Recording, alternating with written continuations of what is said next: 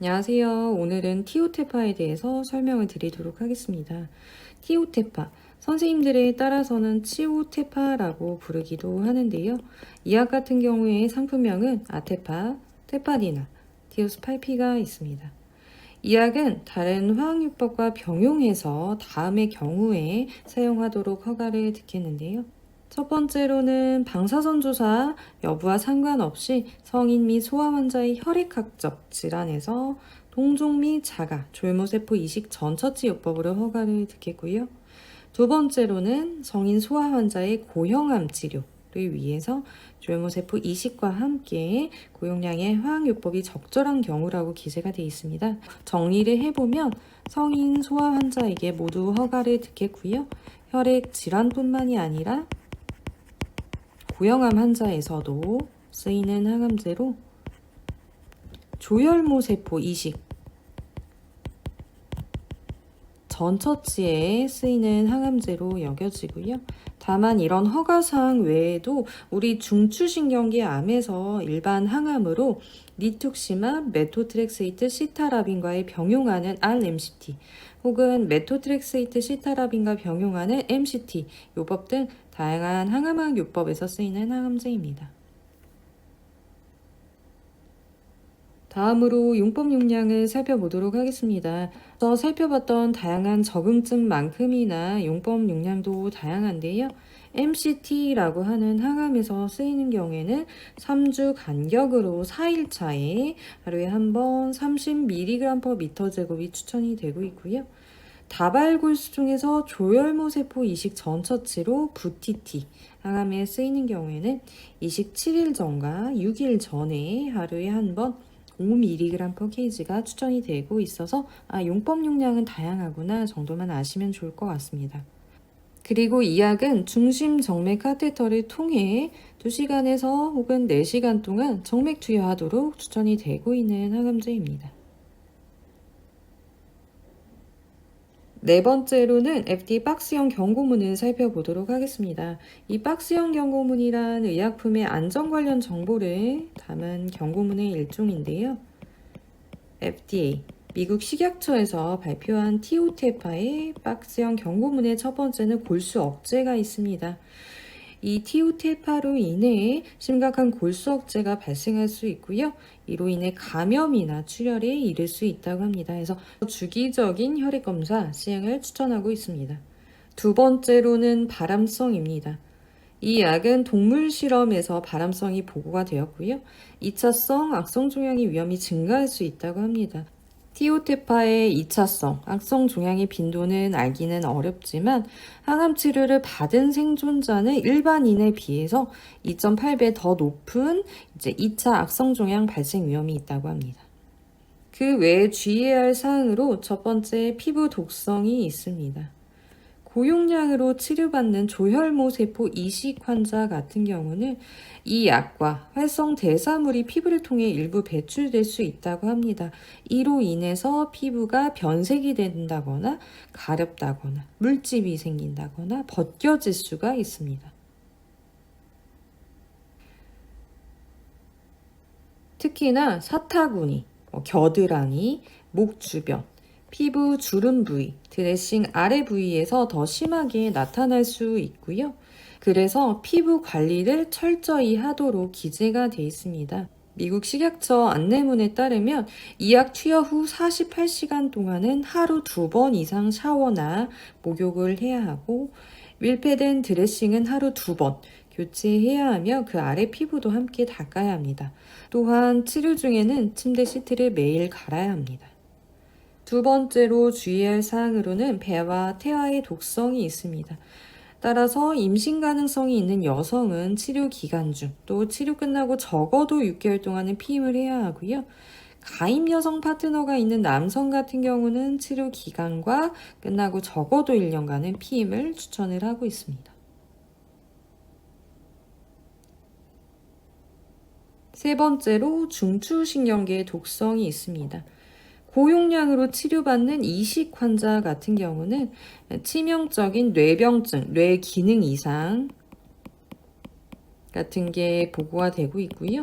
이 외에도 두통이라던가 멍한 상태, 정신운동 지연, 방향감각 상실, 혼란, 기억 상실, 환각, 졸림, 또 이제 기면, 자기 의지와 상관없이 이제 잠에 빠져드는 기면, 발작, 혼수 상태, 부적절한 행동, 건망증 등이 이 약 치료 중이나 직후에 나타날 수 있습니다.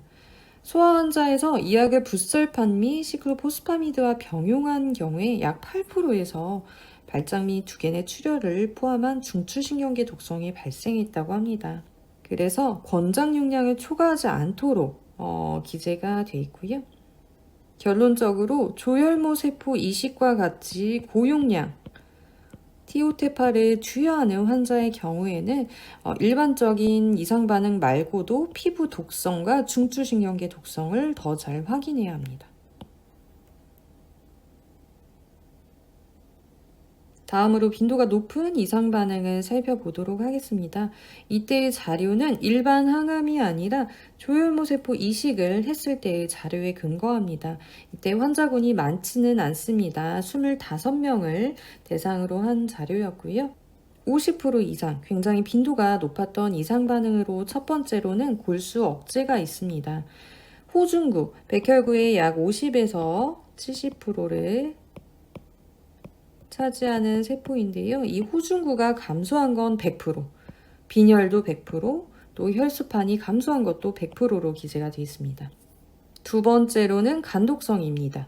ALT 상승, AST 상승, 빌리루빈 상승 등이 각각 88, 80, 80%를 차지하고 있습니다. 세 번째로는 점막염입니다. 점막염은 64%로 기재가 되어 있는데요. 입안에 염증이나 출혈, 통증뿐만이 아니라 위장관의 염증, 위장관의 염증이라고 한다면 항문이 헌다거나 위장관이 헐어서 이로 인해서 메스껍다거나 속이 쓰리다거나 복부 팽만이 있다거나 설사가 있다거나 하는 증상 등을 의미를 합니다. 20% 이상 발생한 이상 반응에는 첫 번째 거대세포 바이러스 감염이 48% 기재가 되어 있습니다. 거대세포 바이러스 같은 경우는 특히 동종, 조혈모 세포 이식 이후에 흔하게 발생하는 질환 중에 하나인데요. 체내에 갖고 있던 거대세포 바이러스 자체가 이제 면역 결핍 상태에서 재활성화됐다라고 보시면 돼요. 그래서 이로 인해 발생한 감염이 이제 거대세포 바이러스 감염, CMV 감염이라고 하고요. CMV 감염이 48%로 기재가 되어 있습니다. 이 외에도 이제 출혈이 28%, 설사도 24% 기재가 되어 있고요. 변비는 이제 빈도가 높아 보이지는 않네요. 혈뇨, 출혈성 방광염을 포함한 혈뇨가 20% 기재가 되어 있습니다. 혈뇨 같은 경우는 소변에 피가 보인다거나 또 방광염의 증상이라고 한다면 소변 보기가 어렵다거나 소변 볼 때 아프다거나 소변이 너무 자주 나온다거나 하는 것들을 의미를 하고요. 그 외에도 이식편대 숙주병이 기재가 되어 있는데요. 이식하고 90일 이내에 2에서 4등급 정도의 급성 이식편대 숙주병이 28% 기재가 되어 있습니다. 이 이식편대 숙주병이라 내가 받은 이식받은 세포 중에 T 림프구 공격성 세포가 환자분을 공격하는 질환이라고 생각하시면 되는데요. 보통 이제 100일 이내에 발생하면 급성 이식편대 숙주병이라고 하는데요. 이 급성 이식편대 숙주병의 확률이 28%로 알려져 있고요. 이식 후 1년 시점에 확인을 했을 때 만성 같은 경우는 100일 이후에 발생을 한 질환을 의미를 하고요. 만성 이식편대 숙주병은 35%로 기재가 되어 있습니다. 이러한 미국 식약처 자료 말고도 이제 국내 식약처 자료에도 다음과 같이 기재가 되어 있는데요. 티오테파를 포함한 다양한 전처치 치료에서 가장 빈번하게 보고된 이상 반응은 감염, 혈구 감소증, 급성 및 만성 이식편대 숙주 질환, 위장장애, 출혈성 방광염, 전막염으로 기재가 되어 있습니다. 우리가 이 미국과 한국 자료에 근거했을 때 이식과 같이 고용량 티오테파를 맞는 항암에서 빈도가 높다라고 볼 수 있는 거는 골수 억제, 이식편대 숙주병,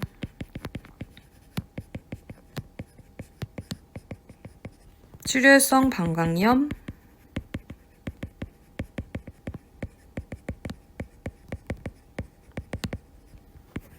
전막염이라고 확인할 수 있겠습니다. 고용량을 투여하는 조혈모 세포 이식 말고도 이제 일반 항암으로 티오테파를 맞는 환자에서 이상 반응의 빈도는 사실 기재가 돼 있지 않아서 제가 말씀드리기 조금 어려울 수 있는데요. 그래도 이식 환자에서 특이적으로 발생하는 이식편대 숙주병을 제외하고 나서는 나머지 3가지도 이제 일반 환자에서도 빈도가 높을 수 있다 유추해 볼 수 있겠습니다. 마지막으로 부작용을 예방하기 위한 방법, 나타나더라도 잘 지나가기 위한 방법을 보려고 하는데요. 첫 번째로 빈도가 높았던 골수 억제 같은 경우는 병원 내원할 때마다 우리 주기적으로 피검사 반드시 시행하고요. 절대 모르고 넘어갈 수가 없습니다. 환자분들도 위생관리 철저하게 해주시고요. 사람 많은 곳은 가지 않도록 꼭 해주시고 마스크도 잘 써주시고 백혈구, 면역하고 관련이 있었죠. 그리고 혈소판은 지혈을 해주는 역할이었죠. 항상 다치지 않도록 다칠 만한 위험한 행동이나 운동 같은 것도 꼭 피해 주시고요. 날카롭고 뾰족한 것도 꼭 피해 주세요. 또 이제 빈혈 관련해서도 너무 무리하지 않는 것도 도움이 많이 됩니다. 두 번째로 이제 발암성 관련해서는 효과 부작용을 고려해서 항암을 진행하게 됩니다. 이는 발암성뿐만이 아니라 모든 면에서 적용이 되고 있어요. 예를 들어서 내가 나이가 조금 있고 콩팥이 안 좋은 환자예요. 근데 A 항암을 했을 때 효과가 제일 좋아요. 하지만 콩팥 부담이 클 수가 있어요. 그렇다면 A 항암제를 할지 혹은 용량을 줄여서 할지 효과는 덜하지만 콩팥 부담이 적은 비항암제를 할지에 대해 의료진이 고민을 하게 됩니다. 그래서 득과 실에 대해서는 모든 면에서 항상 고려를 하고 있기 때문에 환자분들이 크게 염려하실 부분은 아니고요. 세 번째, 베아테아 독성 관련해서 우리 환자분들 잘 알고 계시겠지만 항암할 때는 항상 피임 잘 해주시고요. 언제 임신 시도를 할지에 대해서는 의료진과 꼭 상의를 해주시고 대부분의 병원에서는 가입력 보존 클리닝을 잘 운영을 하고 있습니다. 관련해서 선생님 안내를 잘 받으시면 될 것 같고요. 이 약은 간독성도 알려져 있었는데요. 우리 병원 올 때마다 피검사하고 있고요. AST, ALT, 빌리루빈 다 검사하고 있습니다. 마찬가지로 절대 모르고 넘어가는 부분이 아닙니다. 간독성이 특이적인 증상이라고 보기는 어렵겠지만 그래도 너무 입맛이 없다, 피로감이 심하다, 권태감이 심하다 이런 것도 꼭 얘기를 주시고요. 간하고 관련해서는 혹시나 황달이 있진 않은지 손바닥이라던가 눈이라던가 얼굴이 노랗게 뜨진 않은지 꼭 잘 확인해 주시고요. 혹시 오른쪽 윗배가 특별히 더 아프진 않은지도 꼭 잘 확인을 해 주세요. 5번째로는 전막염, 빈도가 높았던 전막염이 있었네요. 전막염은 이제 입안에 염증이라던가 통증, 또 출혈 같은 것들을 포함을 했고요. 또 입안뿐만이 아니라 위장관의 염증, 항문이 헐고 위장관 염증으로 인해서 속이 쓰리고 메스껍고 설사가 나오고 하는 증상들을 의미를 했죠. 예방을 하기 위해서라도 칫솔모 부드러운 것 사용해 주시고요. 입안 자주 헹궈서 수분감을 유지하는 것도 정말 도움이 많이 됩니다. 그리고 이제 가글을 사용하신다고 한다면 알코올 없는 순한 가글 써주세요. 알코올 자체가 나쁘다기보다 휘발하면서 자극이 더해질 수가 있으니까 알코올 없는 무알코올 가글 써주시고요. 병원에서 혹시 증상 있을 때 쓰세요 혹은 예방을 위해 쓰세요 하는 약이 있다고 한다면 가글 병원 안내대로 잘 사용해 주시면 됩니다. 6번째 설사. 설사 같은 경우는 하루에 3-4번 이상 물변을 보는 것을 의미를 하네요. 설사를 할 때는 충분한 수분 섭취, 식사는 조금씩 자주, 맵고 기름진 음식은 당연히 피해 주시고요. 실온 온도의 음식 추천을 드리고 있습니다. 그리고 증상 있을 때 항상 참지 마시고 이제 치료약, 지사제 먹으면서 잘 넘어가시면 됩니다. 출혈성 방광염을 포함한 혈뇨는 굉장히 빈도가 높았었죠. 그래서 평상시에도 충분한 수분 섭취, 또 소변을 자주 보는 것을 추천을 드리고 있는데요. 제가 환자분들께 꼭 강조드리는 사항은 조금씩, 천천히, 자주 물을 마시자는 겁니다. 이제 한꺼번에 많이 마실 필요는 없어요. 이제 조금씩 마시면 되고요. 또 너무 빨리 막 벌컥벌컥 마시지 마세요. 이게 물에도 사례가 걸릴 수가 있어요. 그래서 천천히 마시면 되고요. 그래도 이제 조금만 마실 게 아니라 자주 마시자 강조를 드리고 싶습니다. 이런 것들은 출혈성 방광염을 예방하기 위해서도 도움이 많이 되지만 전망염 예방에도 도움이 많이 됩니다. 그리고 이제 방광염 혹은 혈뇨가 있다라고 한다면 선생님들께 꼭 얘기를 해주셔야겠죠. 소변 볼 때 아파요. 소변 보고 났는데 뭔가 잔뇨감이 있어요. 소변을 너무 자주 봐요. 새벽에 깨서 소변 봐요. 소변이 자꾸 새요. 뭐 피가 보이는 것 같아요. 이런 것들 선생님들께 꼭 얘기를 주셔야 되고요. 다음 사항들은 이제 이식 환자분들하고 관련된 사항들이라고 보시면 될 것 같아요. 조혈모세포 이식과 같이 고용량 항암을 하시는 분들 같은 경우는 중추신경계 독성을 주의해야 한다고 했는데요. 우리 TUT파 맞을 때나 그 직후에 특이한 증상이 있진 않은지, 뭐 머리가 아프다든지 멍하다든지, 말하는 속도가 뭐 느려진다거나, 또 이제 움직임 속도도 감소한다거나, 또 방향 감각을 잃는다든지, 혼란, 또 기억 상실이 있다든지 환각이 있다든지 졸린다든지 나도 모르게 잠에 든다거나 발작이 있다거나 이런 것들에 대해서 선생님들께 빨리빨리 얘기를 주셔야 되고요. 이게 그냥 지켜볼지 약을 잠깐 중단할지 등 선생님들이 판단을 다 해주실 거예요. 환자분들은 증상 있을 때 바로 얘기한다만 잊지 않길 바라고요. 마찬가지로 고용량 항암을 하시는 조혈모세포 이식 환자분들 관련해서 우리 거대세포 바이러스 CMV 감염이 있었어요. CMV는 이제 면역 결핍 상태에서 거대세포 바이러스가 재활성화돼서 나타나는 질환을 의미를 했는데요. 보통은 동종 조혈모세포 이식하고 나서 흔하게 발생하는 질환이라고 했었죠. 병원에서는 정기적인 임상 검사를 시행하게 되고요. 또 선생님 안내대로 예방적인 항바이러스제, 예를 들어서 프레비미스라고 하는 알약이나 주사를 맞게 됩니다. 그래서 선생님 안내대로만 잘 투여를 해주시고 중간 검사를 하면서 필요하다면 치료를 시작하게 됩니다. 10번째 피부 독성 관련해서는 이 약과 이 약의 대사체가 피부로 배출이 되면서 피부 독성이 나타날 수 있다고 했는데요. 기본적으로 알코올 성분 없는 자극이 없는 로션도 써주시고 자극 요인도 피해 주시고요. 병원마다 이제 샤워나 목욕에 지침이 있어요. 병원 안내대로 샤워 혹은 목욕 꼭 해주시고 이 피부 독성이 자주 나타나는 부위가 사타구니, 겨드랑이, 목 주변, 피부 주름 부위, 또 드레싱 아래 부위라고 했죠. 이런데 꼭 잘 확인해 주시고요.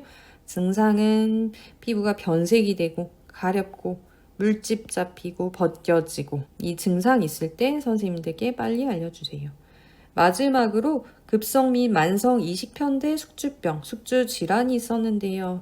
다시 한번 설명을 드리면 내가 이식받은 세포, 특히 T 림프구, 공격성 세포가 환자 자신을 공격하는 과정이라고 했죠. 100일 이내에 발생하면 급성, 100일 이후에 발생하면 보통 만성이라고 하는데요. 이를 예방하기 위해서 선생님들 안내대로 면역 억제제를 잘 투여해 주시고요. 보통 이제 급성의 증상이라고 한다면 피부랑 위장관, 간이라고 보시면 되는데요. 피부가 빨개진다거나 가렵다거나 물집이 잡힌다거나 또 위장관이 메스껍고 토하고 설사를 하고 배 아프고 또 간 수치가 올라가는 것들이 이에 해당이 될 수 있고요. 만성 같은 경우는 피부, 위장관, 간을 포함해서 어디서든 나타날 수 있다고 해요. 그래서 증상 있을 때 미리 염려치 마시되 그래도 선생님들께 알려주시는 거 잊지 않기를 바라면서 오늘 설명 여기서 마치도록 하겠습니다.